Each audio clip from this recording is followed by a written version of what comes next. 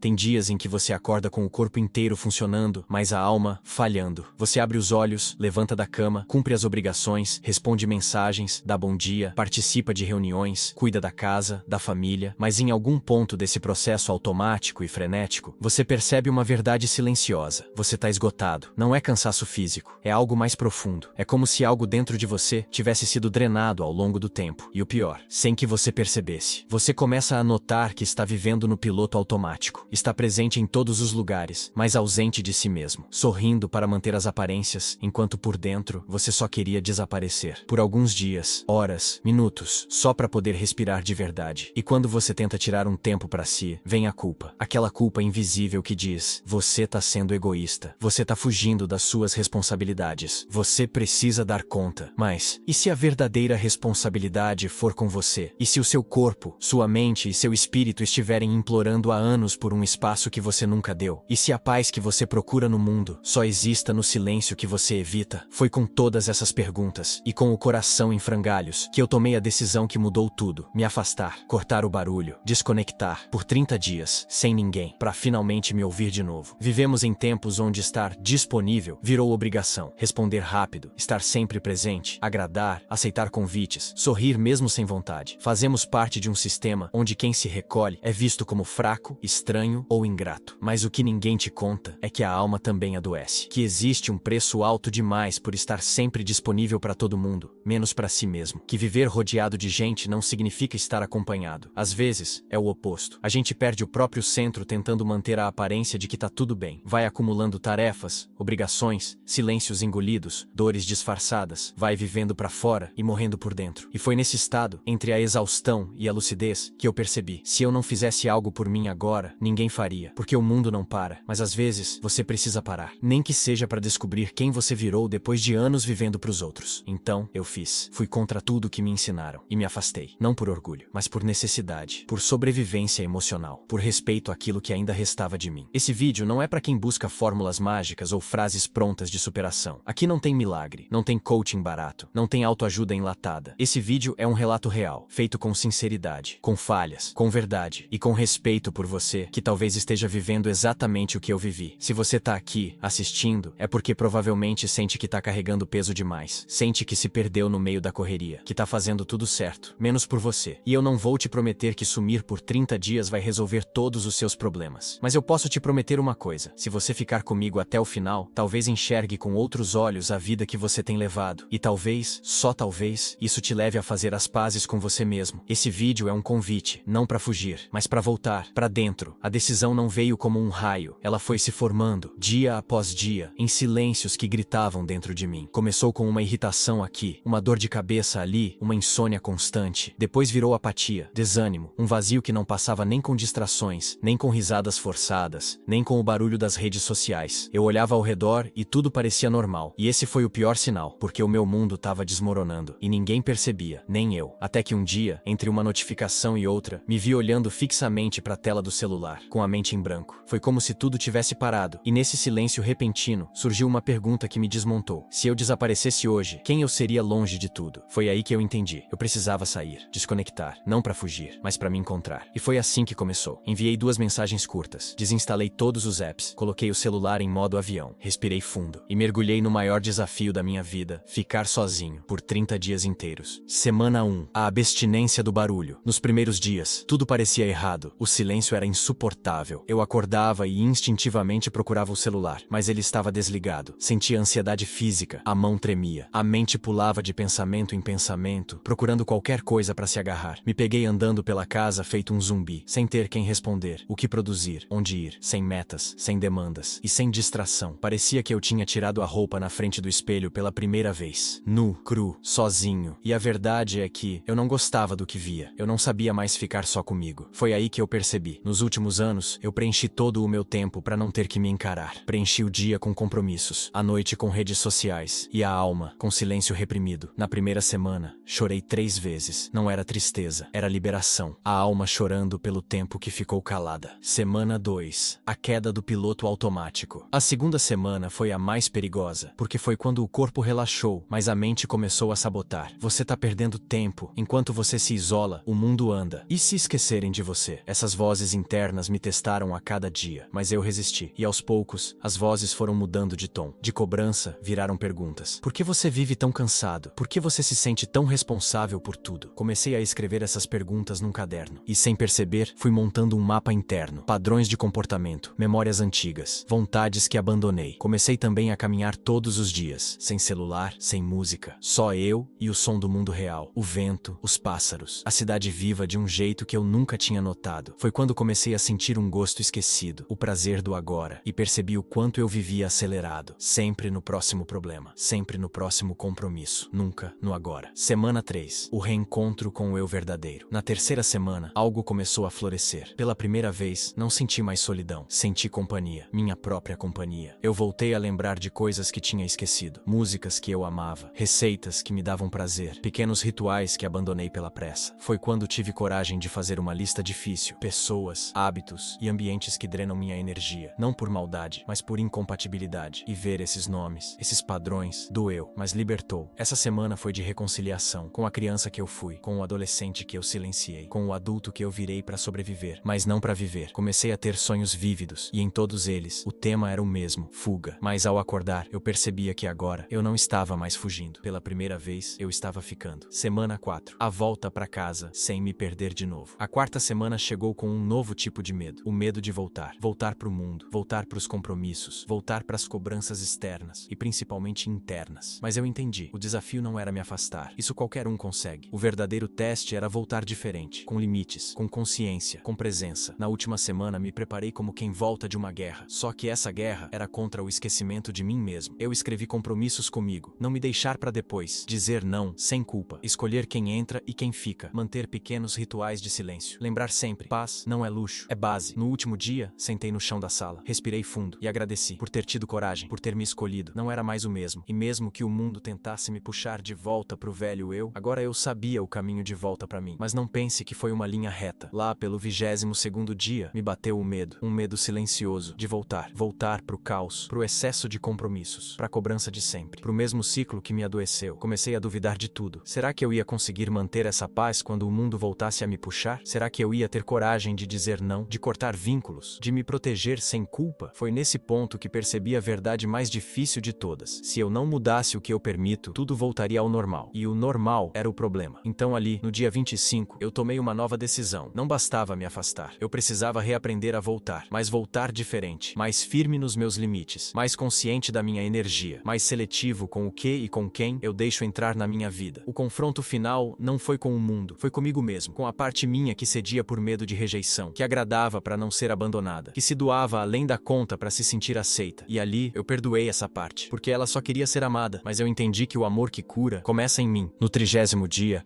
o silêncio já era meu aliado. E eu percebi algo simples, mas profundo. A paz não está em se isolar do mundo, mas em não se perder nele. Voltar foi desafiador, mas dessa vez, voltei com outra visão. Mais leve, mais firme, mais inteiro. Eu voltei sabendo que minha energia é sagrada e que não existe culpa nenhuma em proteger o que te mantém vivo por dentro. Hoje eu escolho com mais calma, respondo com mais presença, digo não sem medo e digo sim com verdade. Se você sentiu que esse vídeo conversou com partes suas que estavam esquecidas, eu te peço, não deixe isso se apagar. Se afaste quando precisar, volte quando estiver pronto, mas nunca se abandone de novo. Se esse vídeo te tocou de alguma forma, deixa um comentário, me conta onde dói, me conta se você já pensou em sumir também e compartilha com alguém que esteja precisando desse silêncio. Às vezes, um vídeo como esse chega na hora exata, porque às vezes, a cura começa no exato momento em que a gente para de fugir de si mesmo.